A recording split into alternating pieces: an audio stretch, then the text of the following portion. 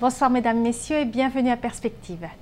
La messe d'inauguration du ministère pastoral de Monseigneur Luc Cyr à Sherbrooke a eu lieu vendredi en la fête de Saint-Michel, patron de l'archidiocèse. Elle était présidée par le nonce apostolique Monseigneur Pedro Lopez Quintana, dont la présence exprime le lien fondamental qui lie l'évêque et le pape Benoît XVI. De nombreux évêques et prêtres ainsi que des fidèles ont accueilli Monseigneur Luc Cyr avec joie. Monseigneur Cyr, ancien évêque de Valleyfield, succède à Monseigneur Gaumont qui a été archevêque de Sherbrooke pendant 16 ans.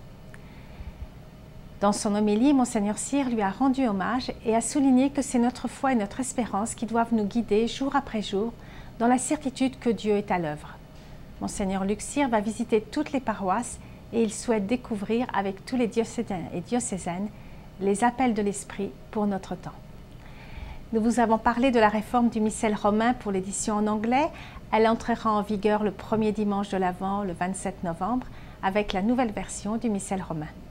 Monseigneur Pierre Morissette, président de la Conférence des évêques du Canada, a publié une lettre qui donne toutes les précisions liturgiques.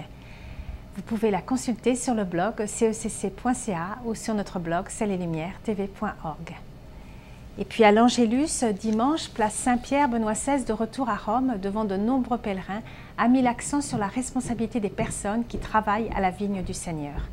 S'appuyant sur la parabole des vignerons infidèles, il a rappelé que souvent l'orgueil et l'égoïsme empêchent de reconnaître et d'accueillir même le don le plus précieux de Dieu, son Fils unique. Et il a ajouté que Dieu se mette entre nos mains et il accepte de se faire comme un mystère insondable de faiblesse. Pour terminer, il a insisté sur l'importance d'être unis au Christ et à l'Église. Solidement ancrés dans la foi à la pierre angulaire qui est le Christ, nous restons en lui comme le sarment qui ne peut pas porter de fruits par lui-même s'il ne reste pas dans la vigne. Ce n'est qu'en lui, par lui et avec lui que l'Église s'édifie, peuple de la Nouvelle Alliance. Et puis, en ce début du mois d'octobre, voici les intentions de prière. L'intention générale de prière de Benoît XVI est pour les malades en fin de vie, afin qu'ils soient soutenus dans leur souffrance par la foi en Dieu et l'amour de leurs frères.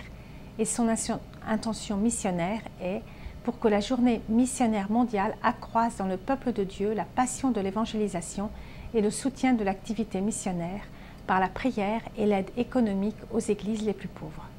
Et puis vendredi dernier, c'était le Nouvel An juif. Benoît XVI a envoyé un message au grand rabbin de Rome, Riccardo Di Segni, à l'occasion des fêtes juives de Rosh Hashanah, le Nouvel An, de Yom Kippour, jour de l'expiation, et de Sukkot, les cabanes, qui ont lieu du 29 septembre au 13 octobre.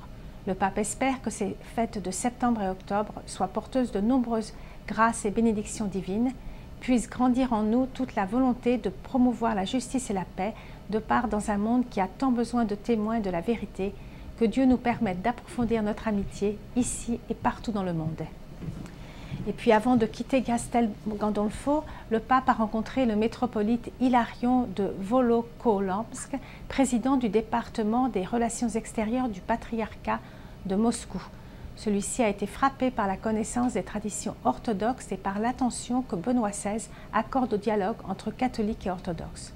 Leur entretien a porté sur ce dialogue en cours entre l'Église catholique et l'Église orthodoxe, qui permet de mieux se comprendre réciproquement. Une rencontre avec le patriarche russe Cyril est envisagée, mais elle demande encore beaucoup de préparation. Et puis Monseigneur Albert Way, évêque émérite de Poitiers, a donné une conférence sur la crédibilité de l'Évangile. Nous la diffusons ce soir. Voilà, c'est tout pour aujourd'hui. À la prochaine.